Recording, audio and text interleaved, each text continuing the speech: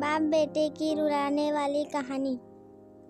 आनंद एक कॉलेज में छात्र था। उसने एक डीलर के शोरूम में एक सुंदर स्पोर्ट्स कार देखी थी और वो लंबे समय से अपने लिए एक ऐसी ही कार लेना चाहता था।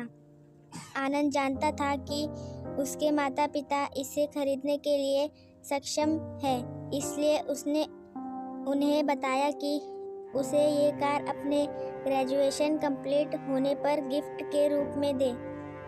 देखते ही देखते वो दिन भी आ गया और पिता ने जेम्स को अपने निजी कार्यालय में बुलाया। उन्होंने उससे कहा कि मुझे तुम्हारे जैसे अच्छे बेटे पर गर्व है। उन्होंने उसे बताया कि वह उसे कितना प्यार करता है और उसे एक प्यारा रैपर से लिपटा हुआ उपहार दिया।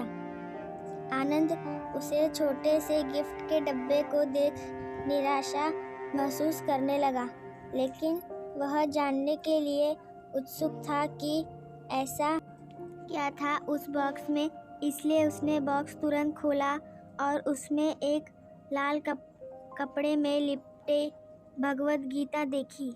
आप इतने अमीर हैं और आप मुझे केवल एक गीता दे रहे हैं। काफ़ी गुस्से से अपने पिता पर चिल्लाया और अपनी नाराज़गी और गुस्से के वश में आकर आंडबने न आओ देख न तनाव तुरंत पर छोड़ दिया। काफ़ी साल बीत गए। आनंद अब एक सफल व्यवसायी बन गया था। वह अपने जीवन में खुश था। उसकी शादी हो चुकी थी और उसके 2 बच्चे थे। उनका परिवार एक सुंदर घर में रहता था, लेकिन उसके पिता के साथ टूटे रिश्तों के कारण उसकी आत्मा भी आहत थी। आनंद अपने पिता का घर छोड़ने के बाद कभी उनसे नहीं मिला था। आनंद को उस दिन के बाद अपने पिता को ना मिलने का पछतावा हमेशा रहने वाला था, क्योंकि एक दिन उसे एक पत्र मिला जिसमें उसके पिता के निधन की खबर थी और साथ ही ये बताया गया था कि उन्होंने अपने जीवन भर की पूंजी वसीयतनामा के अनुसार अब आनंद के नाम कर गए थे।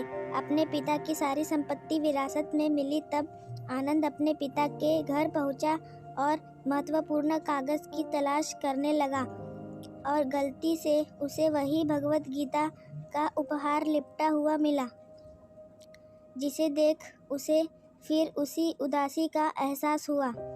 उस गीता को उसने अच्छे से देखा तो उस पर अपने पिता की हैंडराइटिंग में कुछ लिखा पाया। उस पर लिखा था, मैं खुद को बेचकर भी हर सपना पूरा करूँगा तेरा, बस तू सपने ज़रा बड़े देखना।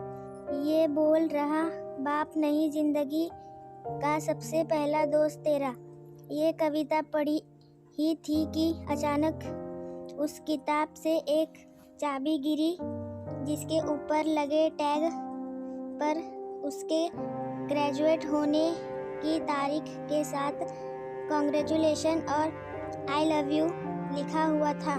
आनंद के सर के ऊपर से उसके पिता का साया तो पहले ही उठ चुका था और आज उसकी ज़िंदगी की सबसे बड़ी गलती के बारे में जानकर उसके पैरों के नीचे से ज़मीन खिसक गई। इस दिन आनंद के आँखों और रूह दोनों पछतावे के आंसू रोई।